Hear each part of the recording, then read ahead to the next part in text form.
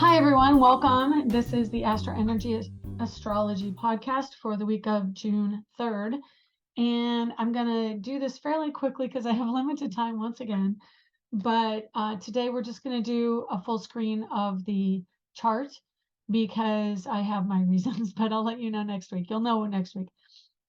Anyway, what we're going to do this week is go over the major energy, the major information that you need to know.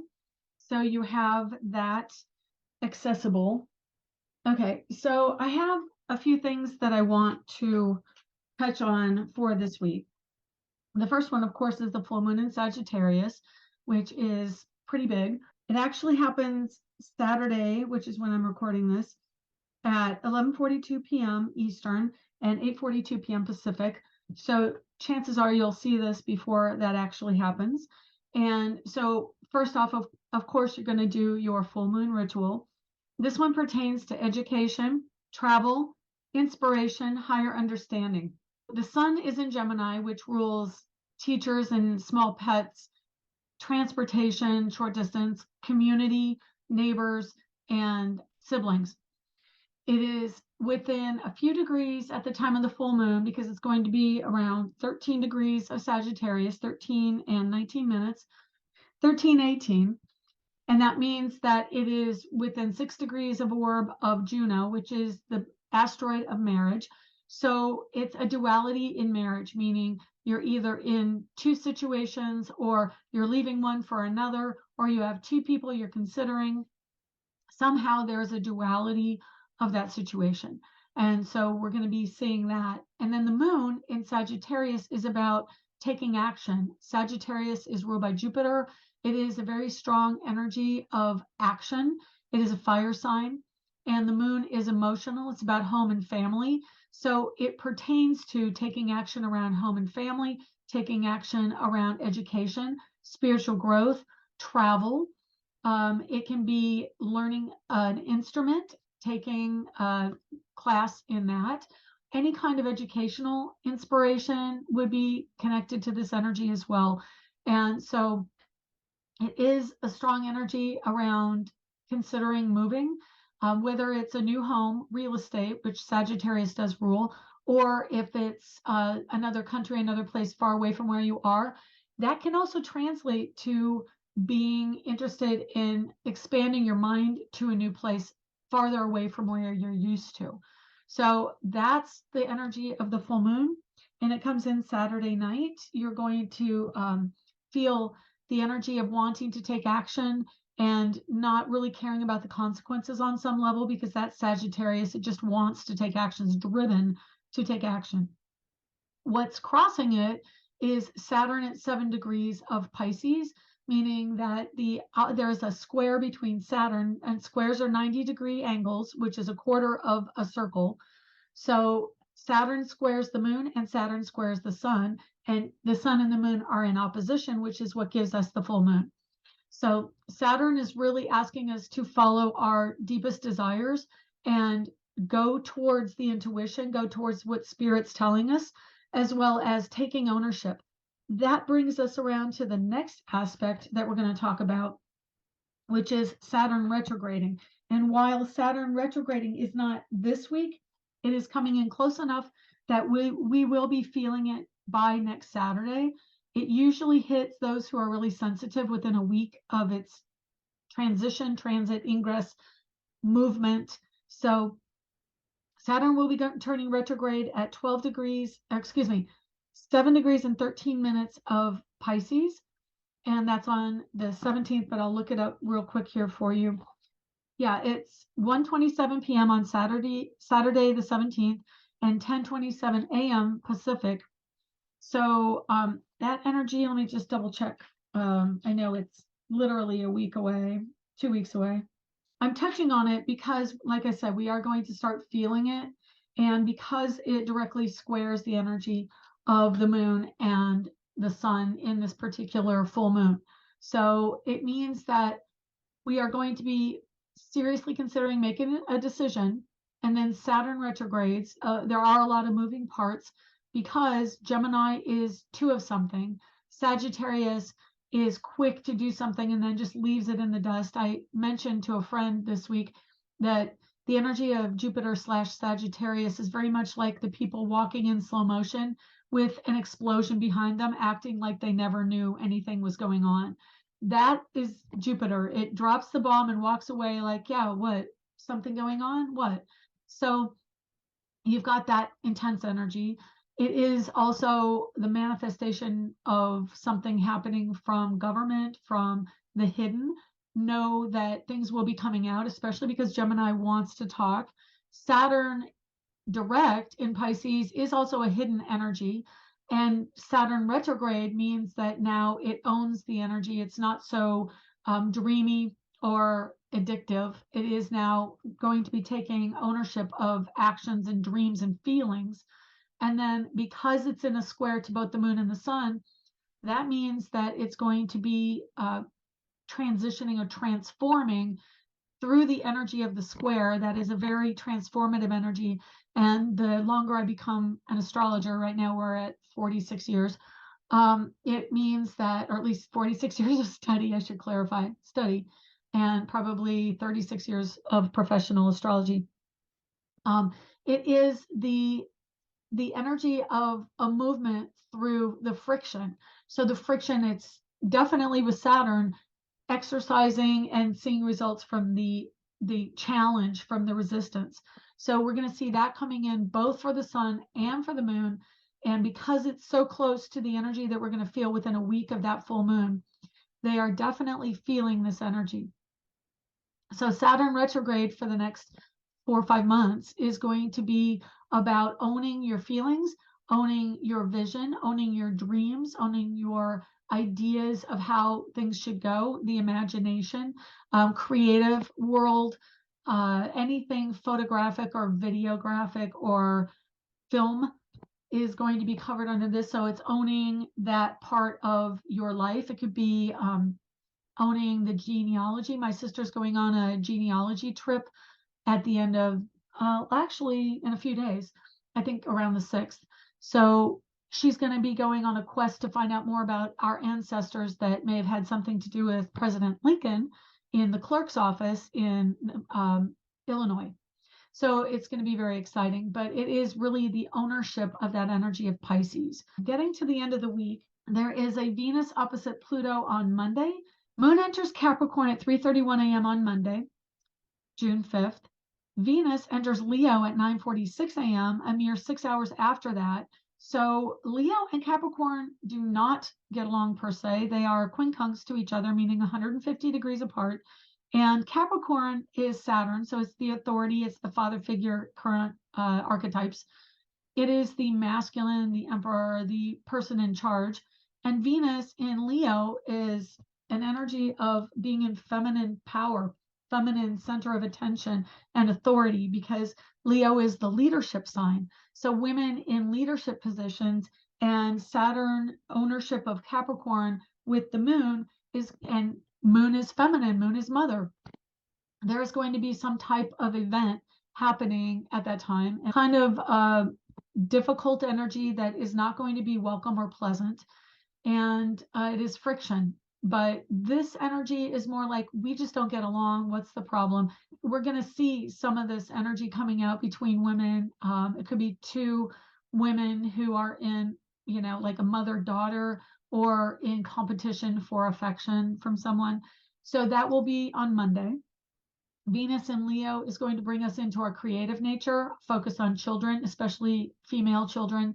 And it could also engage elementary education or things that pertain to smaller children or creative nature around children, and really letting our own child out.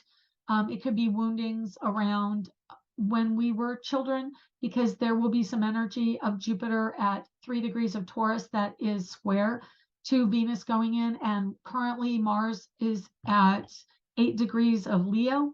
So you're going to see this 3-degree Jupiter in square to not only Mars, but also now Venus come Monday.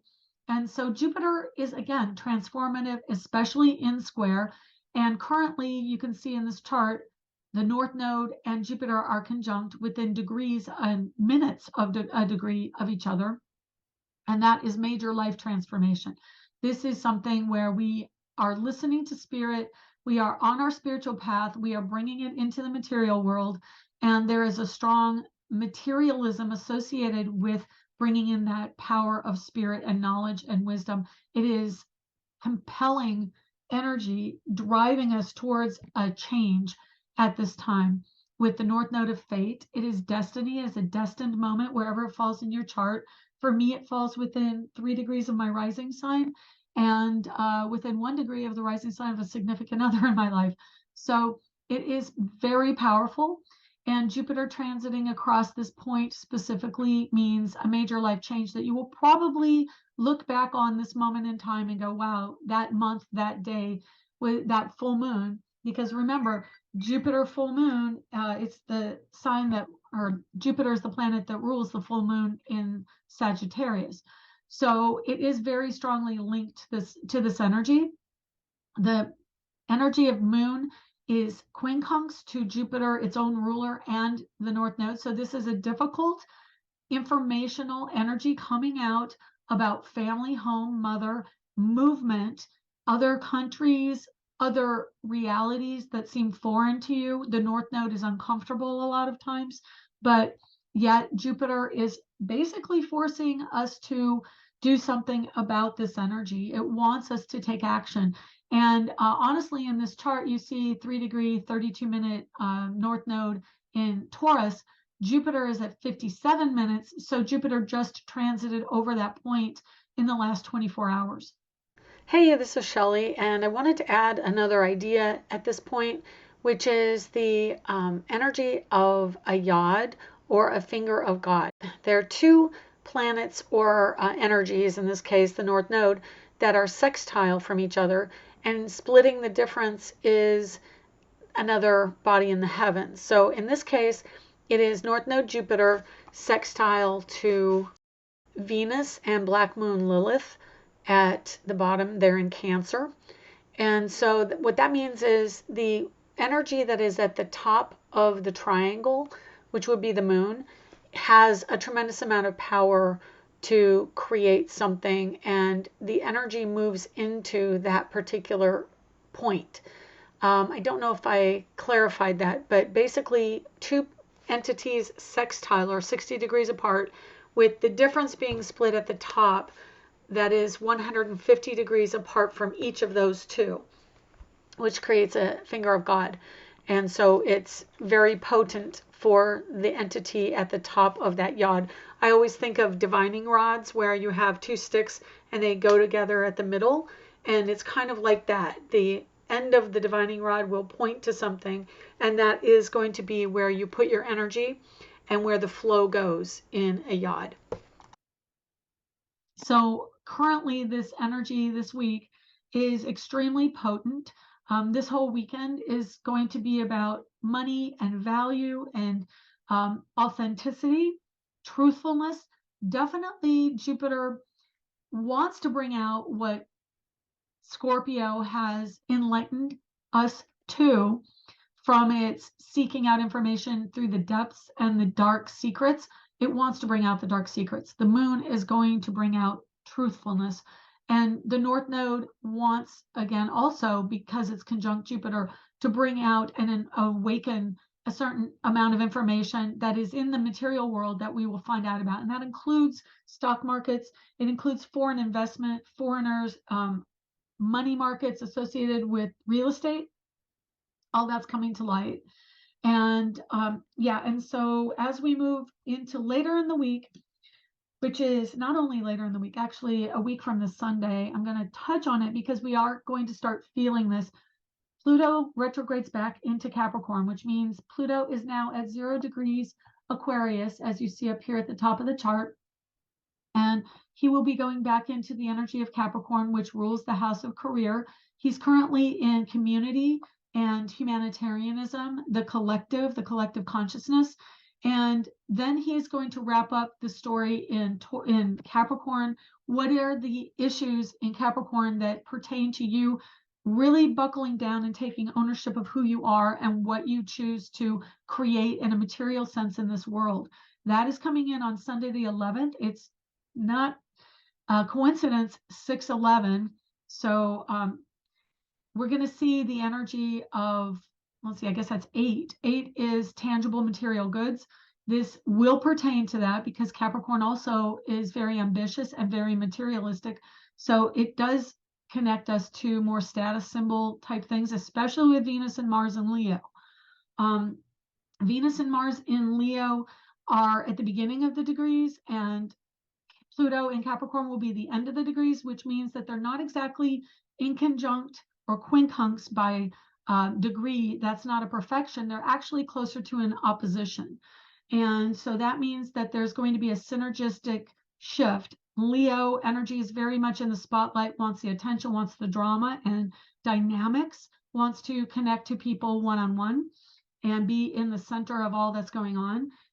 Pluto is also very dramatic, but in Capricorn, what it does is it creates drama through the material plane, and that can include material things like earthquakes, anything pertaining to the earth. So really strong energy of earthquakes and storms with Aquarius. I know there's a hurricane developing off the Gulf of Mexico. That's the air energy of electrical energy, wind, and then coming to the earth, which when Pluto moves into Capricorn on the 11th, that could also mean a very big storm coming along the lines around that time.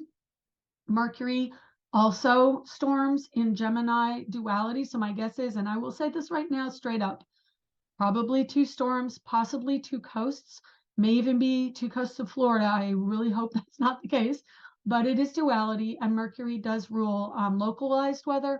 So I would even say potentially, because that is also a quincunx to the energy of Pluto, it could mean that people are going to experience storms on 2 fronts. And that is in personal life. It could be 2 people that are coming at you at the same time with information. And then the moon enters Aries, which is also a fiery action sign. So we're dealing with Capricorn, Gemini, Aries.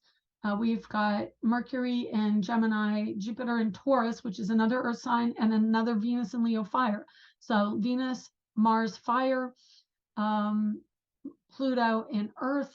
All of the sign of Taurus has North Node, Jupiter, Mercury, Uranus. Right here, I'll show you on the map.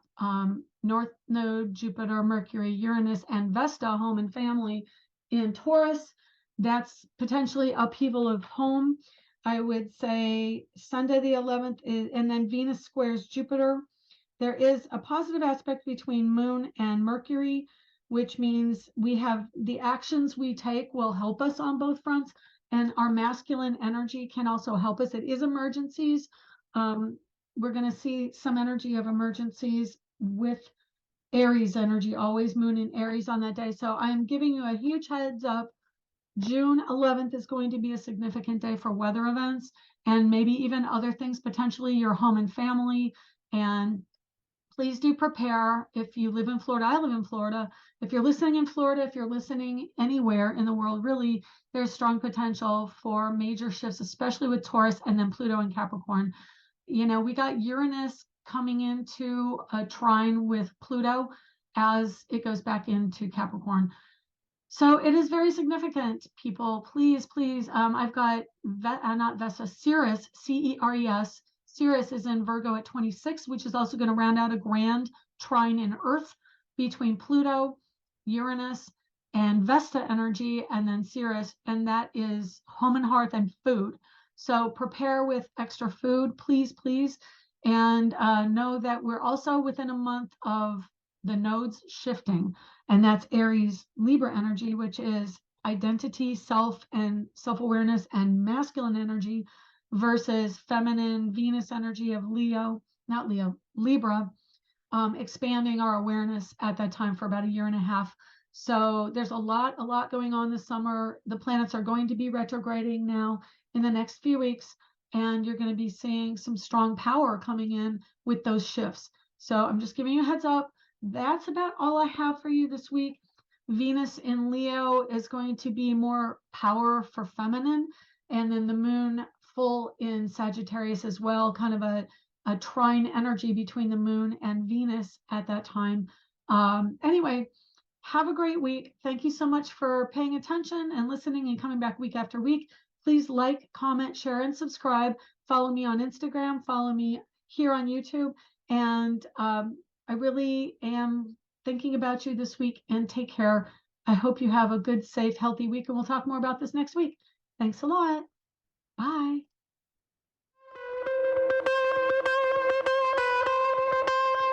Baby, I like it raw. I like it raw. I like it raw. I like it raw.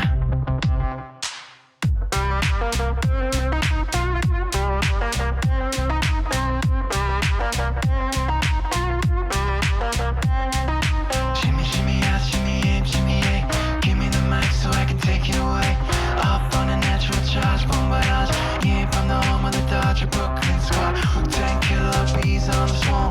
Rain on your dollar ass disco dome. You didn't even touch my skill. Gotta have one killer bee and he ain't gonna kill him. Chop that down, pass it all around. Lyrics get hard, quick cement to the ground. Any MC in your 52 states, I get psycho killer. Norman Bates, I produce a slam. I was like, bam, jump on stage, I did that.